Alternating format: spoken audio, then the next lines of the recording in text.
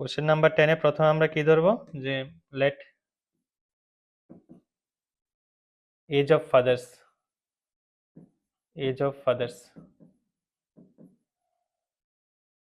is x. Okay, বাবার বয়স কত? x. নেক্সট টাইম কি বললো, is 3 times the sum of the ages of his two children.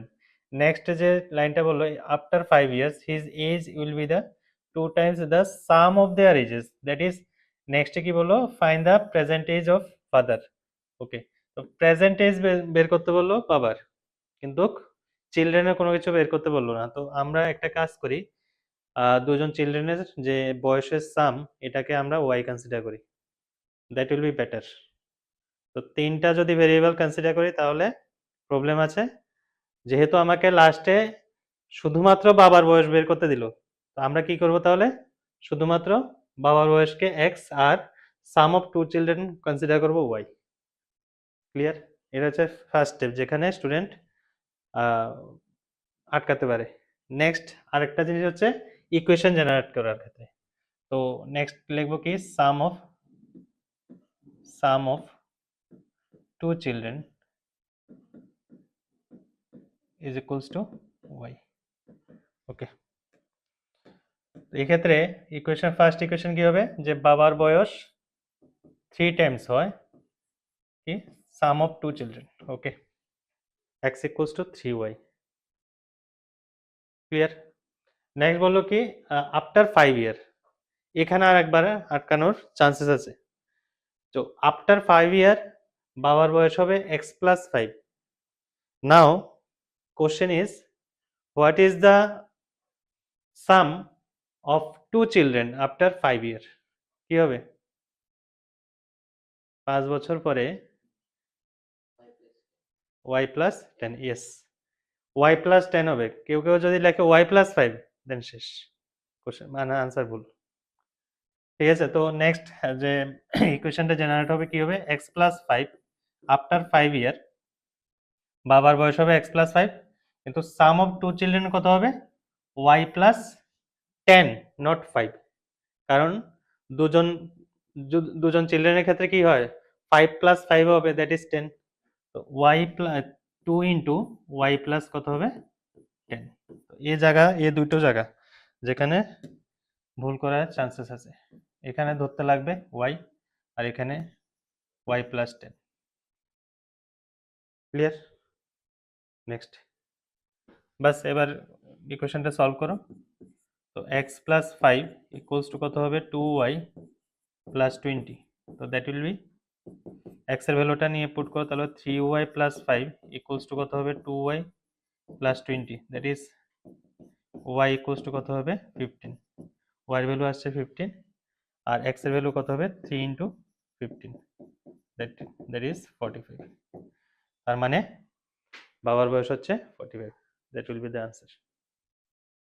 Easy question, কিন্তু মানে সহজ, তো ওই দুটো জায়গার মধ্যে আটকাবে। Next 11 number question, easy normal question,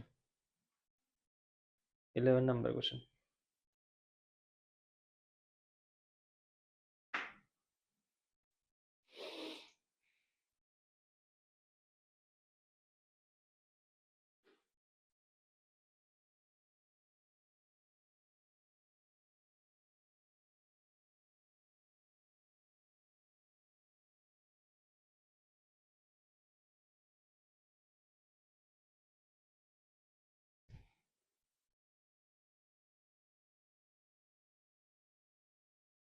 বলো কি, next question, the sum of two numbers is 8। দুটো নাম্বারের সাম হচ্ছে কি 8, and the sum of their reciprocal is 8/15, find the numbers. Easy, তো নর্মাল কোশ্চেন। কোশ্চেন নাম্বার 11, তো দুটো নাম্বারকে আমি কনসিডার করছি x আর y, sum of two numbers will be 8 and their reciprocal মানে 1/x plus 1/y equals to কত আসলো, 8/15।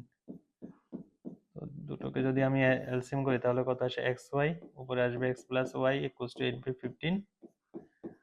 তো x plus y হচ্ছে 8, 8/15 xy equals to 8/15, that is x equals to 15. তো দুটো ইকুয়েশন জেনারেট হয়। প্রবলেমটা হচ্ছে এইটার থেকে একটা কোয়াড্রেটিক ইকুয়েশন জেনারেট হয়। ঠিক আছে? তো এই কোশ্চেন দেওয়ার পিছনে রিজন কি? রিজন হচ্ছে একটাই, যে কোয়াড্রেটিক ইকুয়েশনটা জেনারেট হবে। তো ওই কোয়াড্রেটিক ইকুয়েশনের ক্ষেত্রে মোটামুটি 40 to 30% স্টুডেন্ট পারবে না। তো সলভ করার জন্য আমরা কি করব এবার, এখান থেকে একটা y বের করে এখানে নিয়ে পুট করো এখানে। তো তাহলে কি হয়, x into 8 minus x equals to কত হবে, 15। তো 8x minus x square equals to 15, that is x square equals to x square no x square minus 8x plus 15 equals to 0। তো এটাকে সলভ করলে আসবে হচ্ছে x minus 5 into x minus 3।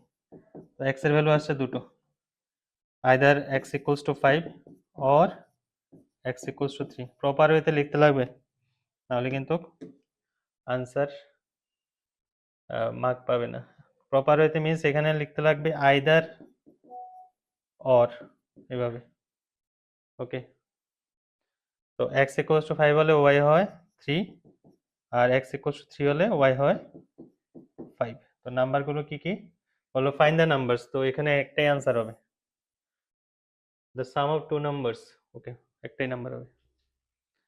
এই কোশ্চেনটাকে যদি এরকম করে যে একটা নাম্বারের দুটো ডিজিটের সাম, একটা নাম্বারের দুটো ডিজিটের সাম দিল 8 এবং their reciprocal will be 8/15, then find the numbers, then দুটো আনসার।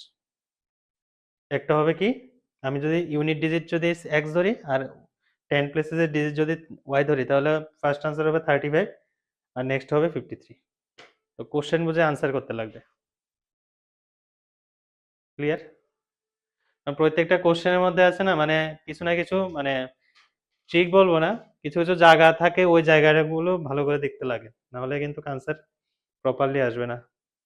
আর সিবিএসসি বোর্ড অ্যাকচুয়ালি কি করে, মানে প্রত্যেকটা মার্কিং স্কিম যদি দেখো, হ্যাঁ, তাহলে দেখা যায় কি এই কোশ্চেনের মধ্যে, এই কোশ্চেনটার মধ্যে এই যে ইকুয়েশনটা জেনারেট করলাম, এই ইকুয়েশনটা জেনারেট করলাম, এর জন্য থাকবে হয়তো এটা যদি পুরোটা 3 মার্কসে থাকে, এই ইকুয়েশনের জন্য দেখো ধরো 2 মার্কস থাকলো। ঠিক আছে, 2 মার্কস না, সরি, এভাবে থাকে। এখানে ধরো যে কনসিডার করলে এখানে হাফ থাকলো, ঠিক আছে, এখানে থাকলো হয়তো বা 1.5, আর লাস্টে যে তাহলে কত আসে 2, আর এখানে 1। জাস্ট ইকুয়েশন জেনারেট করলে হয়তো 2 পেয়ে গেলে শেষ প্রপারলি, আর ইকুয়েশন হয়তো বা সলভ করলে না, মার্ক ওই 1 মার্ক কাটা যায়।